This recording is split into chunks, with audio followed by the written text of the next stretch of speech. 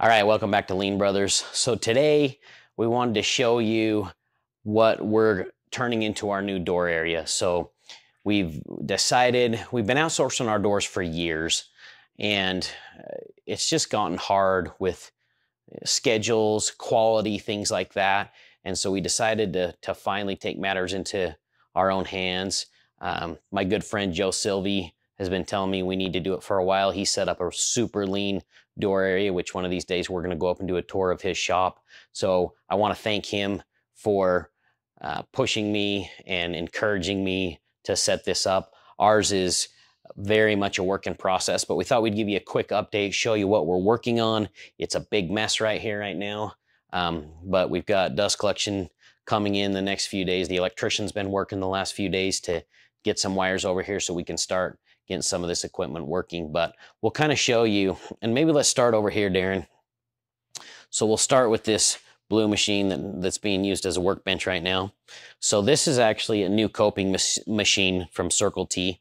We're excited about it right now. For those that don't know what coping is, like myself, what is coping? So when you do a 5-piece door, you basically have a cope and stick. So the copes are the ends of the two pieces that are would be considered the rails of your door. So it basically does all the ends.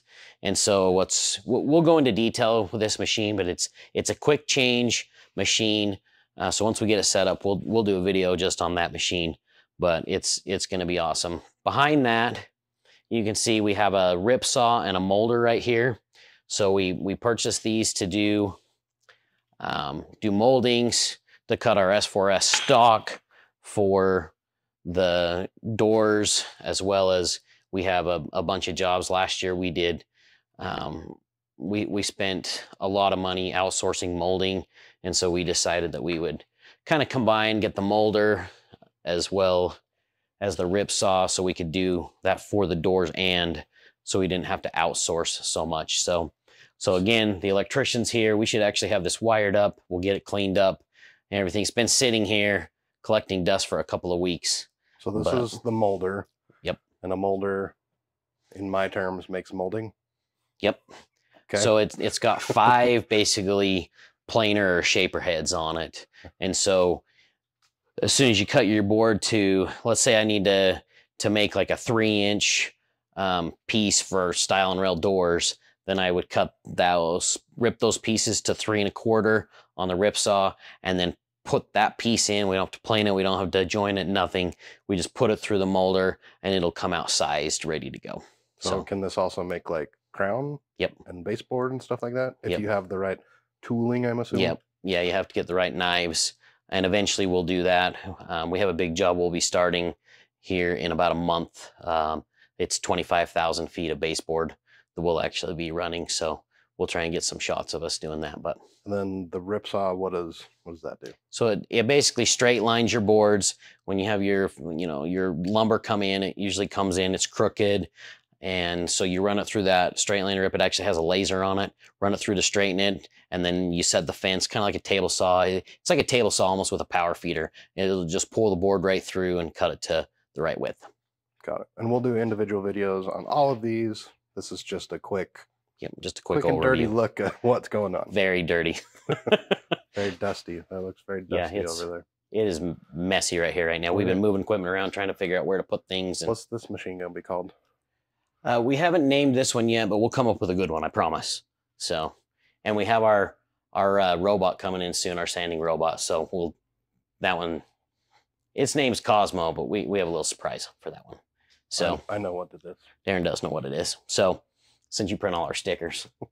So this is the shape and sand. We used to actually have this over to do MDF doors. We're going to do this to do all the sticks through. So we've got some new cutters coming. Right now, we've been doing doors, and Ethan, our guy that has been doing them for us, is doing an amazing job. He's been doing them all on this shaper we've had for years. It's working great. We have a little sled. So this would be your cope, Darren. So you have a piece right here, slide it through the shaper. So it's kind of like almost like a tongue and groove. Correct. So you'd slide that through, do the 2 ends, and then we pull this off, adjust the cutter, and then run the lengths through with the power feed there. So again, we're waiting on dust collection and everything, so we have a portable dust collector. It really is a huge mess over here. So will you still use this machine once you get we won't. this new one? Nope. So the Circle T machine will do all the copes, and this machine will do all the sticks. And so those will be the two machines. So it's going to be a real lean process. It's going to be really similar to my friend Joe's setup, that we'll cut our boards to length. This is an upcut saw. We're going to be putting a saw gear, cut to length fence on it. So we'll grab our sticks, cut them on the upcut saw, immediately run the copes, then run the sticks and put them together. And we're going to do just a couple of doors at a time. So it'll be a super lean process. So this will get all cleaned up and it's going to look really good. So why an upcut saw rather than like just a miter saw? They stay square. They cut. The blades stay sharp longer. They're just a little more accurate, a little quicker, things like that. So, but the flow will basically be, once it's cut, coped, the sticks will run through here. They'll go, this machine's actually going to move this way, you know, and the coping machine will be over here as far as we can get it. Then we'll go right on this table. On this table, we'll glue the door up and then take it. This is a door clamp, and we've had this for a long time as well. We've done a few doors here and there, but we'll put our door in here, clamp it to square it up while we glue the next one. And then once the next one's glued, we'll move that out, just put it in here for a permanent dry and put the next one in there. So we'll process probably two to four doors at a time is what we'll do, so we can keep just a small process going. We don't have piles and piles of parts stacking up. So anyway, so this is a sneak peek of the door cell. We got to make it way better. We're excited, hopefully, to have some power maybe in the next 2 or 3 days, and then dust collection coming in about a week. So, but for you guys, it won't be very long. We'll have a video out showing you the new and improved work cell, and we'll just make it better and better as we go, because that's what Lean's all about. It's about continuous improvement. We started somewhere. We started with some old cutters we had, with a shaper we've had for a long time. We've made hundreds of doors the last few weeks. They've turned out amazing. We're super happy with it, but we're really excited for the new work cell. So how much did it cost? So, I guess define, how much did we spend extra from what we had, or how much was each piece? Well, I'm sure you did the math to determine your ROI on doing this project. So not that, but just in general, how much did it cost you to set it up the way that it will be once it's finished? Because like you had a couple of the pieces already, so even though those are X number of years old, just in general, what's the number that you spent, knowing that yes, people can spend more, yes, people could spend less. What did you spend roughly? So I'll kind of go through the machines individually. Now, to make doors, first of all, a molder is totally unnecessary. I'll just put it that way. We bought that as a multi-purpose machine. Molders range, well, there's a huge range on what they are.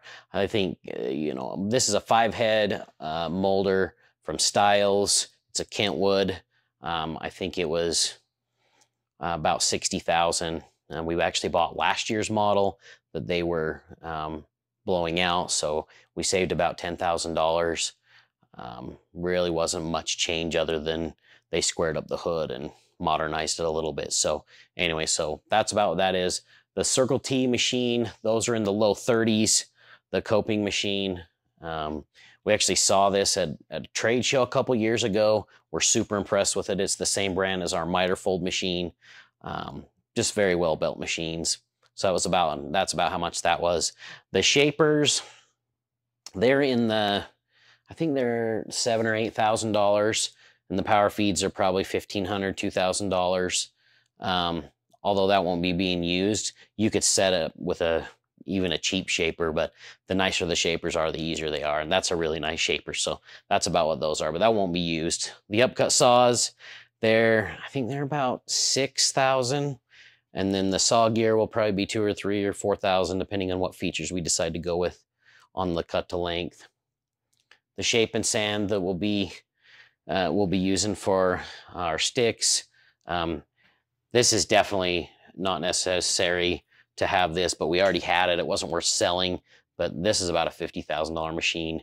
They have some just meant for doing what we're doing that are 15,000 less or so, maybe 20.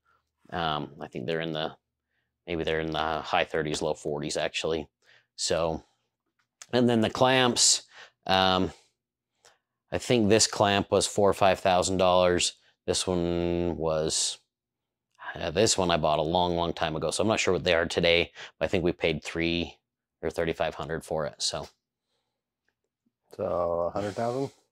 Yeah, if you don't count the molder, yeah, you're roughly $100,000 for what the setup will end up being.